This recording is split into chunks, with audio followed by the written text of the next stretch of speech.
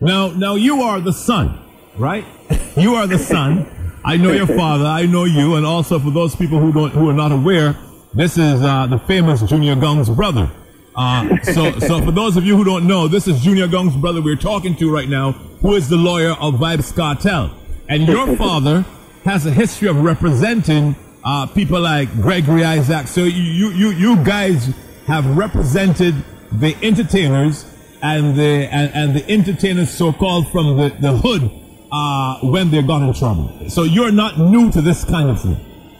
I think the very early days, did include persons like Gregory Isaac, Big Youth, more recently Sean Paul, Movado, Bounty Killer, and indeed Adidja Palmer. So I think we do provide a service that is needed and is respected in circumstances. Now, in the second case, and you can correct me if I'm wrong, I understand that a body still has not been found.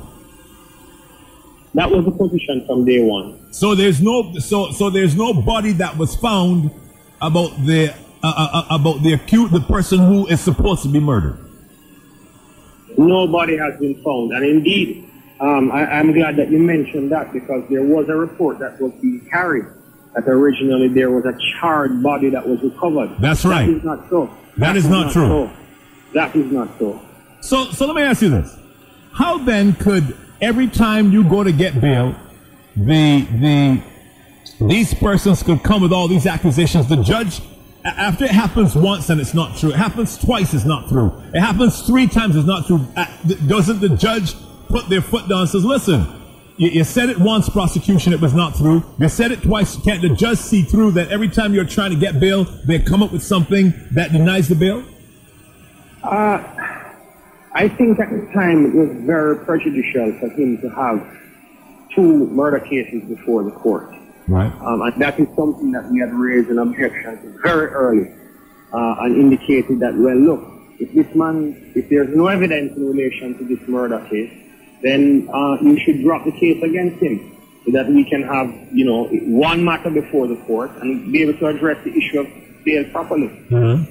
The prosecution was not willing to do that, and we formed the view that what they were really doing was keeping this case before the court in order to prejudice his status as a candidate for bail. And here it is that we had to go to the jury, or put the matter before a judge and jury. He's found not guilty. So I think that we're in good stead as far as another bail application for him. So now are you going to go forward with another bail application now again after this victory? We are really creatures of instruction, That is something that he will have to instruct us on. If he wants us to make another application for him, it is his right, providing that the circumstances will allow in terms of the time frame when we can, bring an application for bail. But if he instructs us to make an application for him, then we will do it. Okay, let's clear up some rumors. Rumor has it that Vybz Kartel was beaten up in jail. Not true. Not true. Rumor has it he was taken to the hospital just a few days ago because he was beaten up again and they had to rush him to the hospital.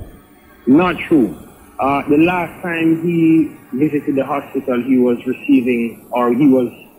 having some chest pain. And he formed the view that in the best interest of his health, he should have a chest x-ray. He did do that, and it turned out that all is clear, and he returned to the lockup with no problem. And the rumors that cell phones were found in his cell and that he was using to call witnesses to intimidate them, that is not true. Not true. This is amazing. Not true. Not true. Not true. How is Vybz Kartel? He's been locked up now for nearly 3 years. How is he doing when you communicate with him? And how involved is he in the instructions to his defense team about how to proceed with this case?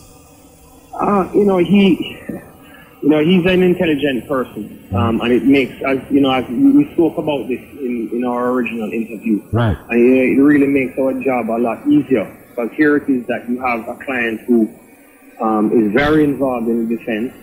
He reads all the statements, and he's able to instruct us in a manner that really makes the job easier. We really enjoy working for him in the circumstances. I mean, even though that it is stressful, but we, have had some amount of success, and I think that he appreciates that. Okay, what happens now to the other artists, Sean Storm and these other artists that were implicated with Vybz Kartel? Are you defending them also, or do they have separate defense from Vybz Kartel? No, they have their respective attorneys. Now, that seems to be, let me see, from outside looking in, that does not seem to be a positive scenario for them. Would it be easier or better if this case if everybody was tried together? They're all going to be tried together, but each. Well, I'm talking about having the same. I'm talking about having the same representation. No, because the circumstances for each person is different. Okay. In terms of what the prosecution is alleging, what they're really saying is that each individual played a different role. Okay. In the murder, but we will address that at the appropriate time. And what amazes me that Vybz Kartel is still on the reggae charts as #1 in Jamaica, still very popular. Music is still out, and people are very curious.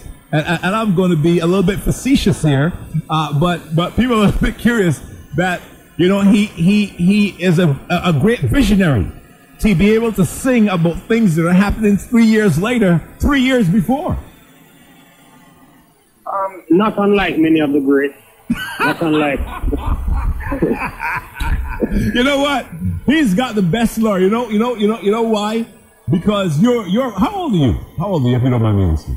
30 years old. So you are embedded in the culture too. So you're fully aware of what's going on. And even if Dad might be a little bit older now and might not be hip with what's going on in today's world, you can bring the vibe in for him. Listen, man, I thank you very much for coming and share all the information with us today. People, we're talking to Christian Tavares-Finson. He is the junior of the father who seen after all of these entertainers for years, and now he's doing it. His dad has given him a little bit more rein. He seems to be coming in on his own right now. So I haven't had a chance. Now, no videos are allowed in the court. Nothing like that, right? No videos. No, not at this stage. No. Okay. So is your dad in the court with you, or sometimes you're there yourself, or sometimes your dad by himself? It all depends on what aspect of the case that we're addressing. If it is that he has other matters that he needs to address, then I'll be there, and vice versa. Has there ever been a situation, right? Has there ever been where your dad say, "Junior, handle this," and then your dad come back and you mess it up and say, "Oh, Junior, why did you say that, Junior?" That ever happened yet? No. I know for your dad. I know that's the first. That's the first. No, listen, man. Thank you very much. And when you talk to Vybz, tell Vybz we wish him well. We hope everything works out for him. But this is utterly amazing that this guy has been so ridiculed. Even people who know Vybz Kartel, because of the rhetoric that has put out there, some people have kind of turned against him because people feel that he's a murderer, he's this, he's that, because of all of this false evidence that has put out there. And when a judge can instruct a jury not to find a guy guilty based that the evidence that was presented by the prosecution does not add up, nothing adds up, that is totally amazing to me. Amazing. You know what we always say, Dahved, is, look, if you don't like how this guy looks, you don't like his music, that is one thing. But give him a fair shake. Right. Give him a fair shot at a trial. That is what we're about. Tell you, man, if anytime I'm in Jamaica and I'm in problems, I'm calling your cell phone number, man. Listen, congratulations and thank you very much. We'll talk when we have the other case at hand. Thanks for having me.